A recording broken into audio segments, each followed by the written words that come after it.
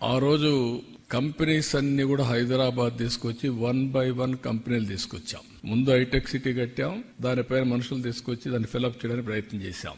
అదే సమయంలో మీరు ఒకసారి చూస్తే చదువుకోవాలంటే కాలేజీలు లేవని రంగారెడ్డి జిల్లాలో 25 హై స్కూల్స్ లేవు. హై స్కూల్స్ లేని జిల్లాలో 200 ఇంజనీరింగ్ కాలేజీలు ప్రమోట్ చేశాం.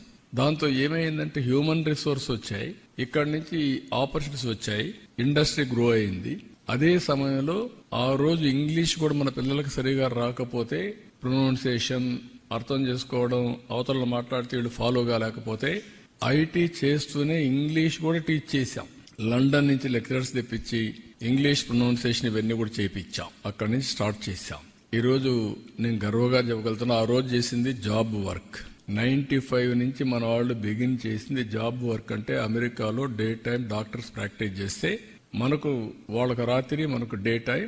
వీళ్ళు కూర్చొని వాళ్ళు పంపించిందంతా టైప్ చేసి కంప్యూటర్లో యాడ్ చేసి పెడితే నెక్స్ట్ డే మార్నింగ్ నుంచి వర్క్ స్టార్ట్ చేశారు. ఇప్పుడు ఆర్టిఫిషియల్ ఇంటెలిజెన్స్ ఆ వర్క్ కూడా అవసరం లేదు, ఏఐకి చెప్పేసి అది చేసేస్తుంది. మీ వాయిస్ అంతా కన్వర్ట్ చేసి టెక్స్ట్ పెట్టేసే పరిస్థితికి వచ్చాం. అక్కడి నుంచి స్టార్ట్ చేశారు.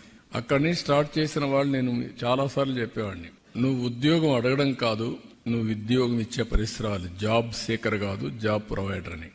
నేను జురిక్ వెళ్ళినప్పుడు మొత్తం 500 మంది 12 కంట్రీస్ నుంచి వచ్చారు. 600 మంది వచ్చారు. వాళ్ళు ఎంత జుబిలియంట్ గా ఉన్నారంటే దగ్గర 25% to 30% అందులో ఆంటర్‌ప్రెన్యూర్స్ ఉన్నారు.